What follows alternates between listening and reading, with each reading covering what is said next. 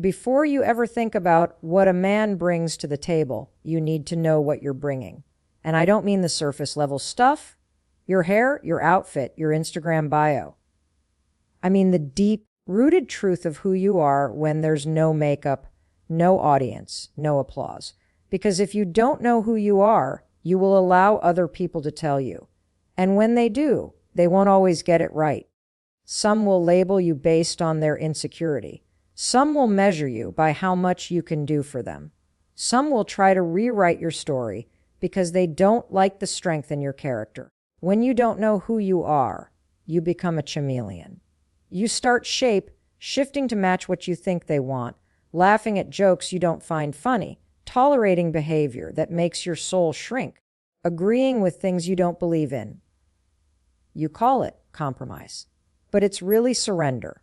And the more you surrender, the less of yourself you'll recognize in the mirror. Knowing who you are means you walk into a room already confident, not because anyone there validated you, but because you've already validated yourself. You don't wait for him to call you beautiful before you feel it. You don't need him to say, "You're special," before you know it.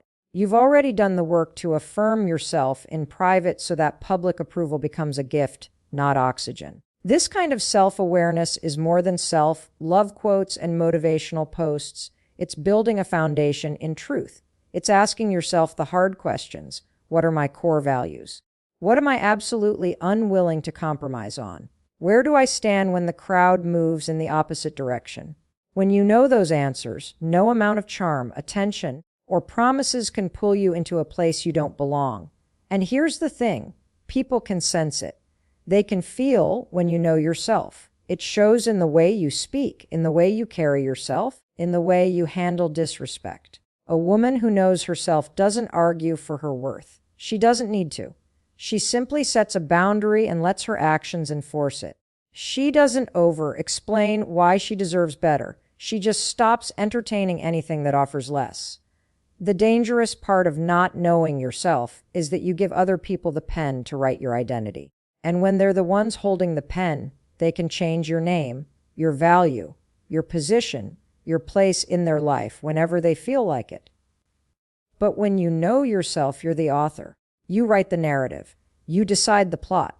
And anyone who comes into your life either aligns with the story you're already living, or they turn the page and exit. Men treat you according to the level of respect you show yourself.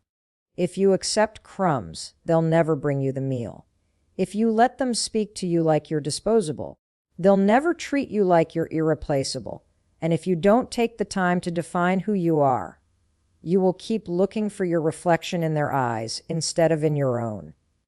Because the truth is, you can't expect a man to treat you like a queen if you're still acting like you need him to tell you you're royalty. There's a big difference between preferences and standards. And if you don't understand that difference, you'll keep wondering why people don't treat you the way you deserve. Preferences are the things you'd like to have. Maybe you like a man who dresses well, who drives a certain kind of car, who has a certain style of conversation. Those are nice, but they're optional. They're the icing, not the cake. Standards, on the other hand, are non-negotiables. They are the unshakable, immovable lines that define what you will and will not allow in your life. And until you get clear about them, you'll keep confusing attraction with alignment. Standards are not about making a list of unrealistic demands. They are about protecting your value. They are the guardrails that keep you from driving off the cliff of compromise. Because here's the reality. If you don't have clear boundaries, you will make exceptions for the wrong people. You'll let, but he's trying, excuse behavior that should never have been tolerated in the first place.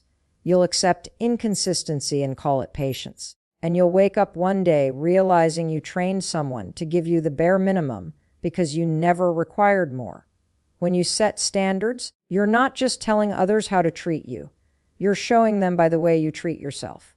If you say, "I value honesty," but keep entertaining people who lie, your actions cancel out your words.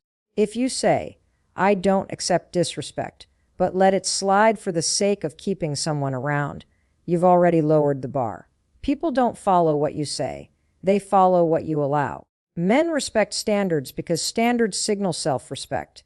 They let him know that if he wants to be in your life, there's a certain level of consistency, integrity, and effort required. A woman with standards does not chase after someone who fails to meet them. She simply steps back and makes space for someone who will. And that space isn't just physical. It's mental and emotional space too. When you remove someone who refuses to rise to your level, you free your heart from the constant drain of hoping they'll change. You also have to understand that having standards will cost you people. Not everyone will want to pay the price it takes to be in your life. Some will walk away because they can't meet the expectations. And that's okay, that's the point. Standards are a filter, not a wall. They're not there to keep everyone out. They're there to keep the wrong ones from staying in. The reason some people keep getting disrespected is not because they're not valuable. It's because they've made their value negotiable. They've made room for people who only meet them halfway. But halfway effort is still a whole disappointment. If you want to be treated like a queen, you must make it clear that your throne is not for rent to anyone unwilling to honor it. The truth is, when you set standards and stick to them, you will lose some company, but you will gain respect, peace, and relationships built on real honor instead of convenience. There's a dangerous habit too many people, especially women, fall into staying silent to. Keep the peace. You see something wrong. You feel something wrong. You know something wrong. But you bite your tongue because you don't want to start a fight. You don't want to look dramatic. You don't want to risk losing the relationship. You convince yourself that silence is the mature choice, that it's a sign of strength to let it go. But here's the truth. Silence in the face of disrespect is not peace. It's permission. It tells the other person, you can treat me like this, and I will accept it. And every time you let it slide, you teach them how to treat you in the future. When you trade your voice for fake peace, you build a prison around yourself. On the outside, it may look calm, but inside resentment grows. And resentment has a way of leaking out. It will show in your tone, in your body language, in the distance that creeps into your relationship. What you think you're avoiding now will only come back bigger and louder later. Because anything you don't address will eventually demand to be heard. Speaking up doesn't mean yelling. It doesn't mean attacking. It means clearly and calmly stating what you will not tolerate and what needs to change. It means refusing to allow your dignity to be chipped away in small, subtle ways. Disrespect doesn't always come as a blatant insult. It can come as dismissing your opinions, ignoring your boundaries, or making jokes at your expense. And if you laugh it off just to avoid making it awkward, you've given away a piece of your crown. A queen knows that her voice is her power. She uses it not to create chaos, but to protect her kingdom. She doesn't raise her voice because she's losing control. She raises it because she refuses to lose herself. She understands that confrontation done with love and clarity is not destruction. It's construction. It builds healthier relationships by making the terms clear. Men, and people in general, respect what they cannot easily manipulate. If they know you will call out a wrong immediately, they will think twice before crossing the line. And the respect they give you won't just be in their words. It will be in the way they move around you, in the way they consider your feelings before they act, in the way they learn that you are not someone who can be dismissed. You have to decide what kind of life you want, one where you are quietly miserable but outwardly peaceful, or one where you speak up, lose a few people, but gain self-respect. Because here's the thing. Peace is not the absence of conflict. Peace is the presence of truth. And without truth, you don't have peace. You have a ceasefire that will eventually break. The most dangerous lie you can tell yourself is, it's not worth saying anything. Because the moment you stop defending your boundaries is the moment you start accepting disrespect as your normal time, is the one resource you can never get back. You can lose money and earn it again. You can lose possessions and replace them. But once a moment is gone, it's gone forever. And yet, too many people give their time away to people and situations that drain them, disrespect them, or offer nothing in return.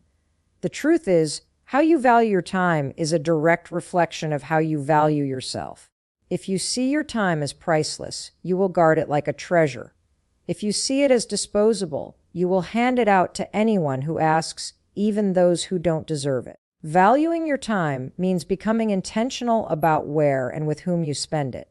It's understanding that every hour you invest in the wrong person is an hour stolen from someone who would treat you right. It's realizing that when you keep showing up for someone who repeatedly shows you they don't care, you're not being loyal. You're being self-destructive.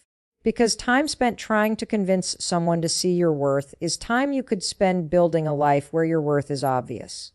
Men and people in general will treat your time the way you treat it. If you're always available at the drop of a text, if you rearrange your whole schedule for someone who gives you scraps of attention, you're telling them your time is negotiable. And if it's negotiable, it's not valuable in their eyes. But when you prioritize your commitments, your goals, your rest, and your growth, you send a message that your life has structure and your time has weight. Valuing your time also means cutting off situations that go nowhere. Too many people stay stuck in, maybe, relationships. Maybe he'll change, maybe he'll commit, maybe he'll start respecting me the way I deserve. But maybe is a thief. It keeps you on hold while life moves on without you. You cannot wait for someone else to figure out your worth. Your time is too short, your purpose too important, your life too valuable to be spent in limbo. This doesn't mean you become cold or unapproachable. It means you become discerning. You learn to tell the difference between an investment and a waste. You give your time generously to those who pour into you, who uplift you, who match your energy, and you protect it fiercely from those who only take without giving back. A queen's schedule is not open to anyone who feels like showing up. It is reserved for people who have earned the right to be there. It is filled with moments that matter, not with distractions that deplete. When you value your time like it's gold, you stop chasing people who are not chasing you. You stop showing up for tables where you're only invited when it's convenient. You stop being the one who always adjusts, always waits, always sacrifices. The people who truly respect you will also respect your time. They will understand that every minute you spend with them is a gift, not a given. And when you start treating your time like it's precious, you will notice that the wrong ones fade away while the right ones step up because they know access to you is not cheap. It is earned. There is a certain kind of power that doesn't come from what you say or how loudly you say it. It comes from what you're willing to walk away from. Too many people waste years trying to convince someone to change, trying to make them see their value, trying to get them to treat them better. But here's the truth. People rarely change because you beg them to. They change when your absence makes them face what they lost. And sometimes, the most powerful statement you can make is to leave without announcing it, without giving them one last chance, without writing a speech about why you're done. You just go. Walking away without warning is not about being cold or heartless. It's about being decisive. It's about recognizing that your time, energy, and dignity are too precious to keep negotiating with someone who has already shown you they will not meet your standards. When you keep warning someone, when you keep explaining, when you keep giving second, third, and fourth chances, you're not teaching them to respect you. You're teaching them that your boundaries are just suggestions. But when you quietly leave, you remove the opportunity for them to talk you out of your decision. You shut the door without asking if they'd like it open. The truth is, people take for granted what is always available. If you are always there no matter how badly they treat you, they will believe they can always get away with it. But when your absence is felt, when the calls go unanswered, when the seat next to them is empty, when your energy is no longer theirs to drain, they are forced to face the reality that you are not replaceable. And even if they never admit it, they will remember that you valued yourself enough to leave. This kind of strength doesn't appear overnight. It's built in the small decisions to choose yourself over temporary comfort. It's built in the moments when you resist the urge to go back just because you're lonely. It's built when you remind yourself that walking away is not loss. It's protection. You are not abandoning them. You are rescuing yourself. And here's the thing, when you master the ability to walk away, you stop being afraid of losing people. You understand that the wrong people are never truly a loss. You realize that it is better to be alone with peace than together in chaos. And you accept that some doors need to be closed without explanation, because explanations invite arguments, and arguments keep you connected to what you've already decided to release. Walking away without warning is not about punishing the other person. It's about preserving your dignity. It's about refusing to let someone chip away at your value one disrespectful act at a time. It's about protecting the life you are building and the queen you are becoming. Because the moment you understand that your presence is a privilege, you stop offering it to people who treat it like it's disposable.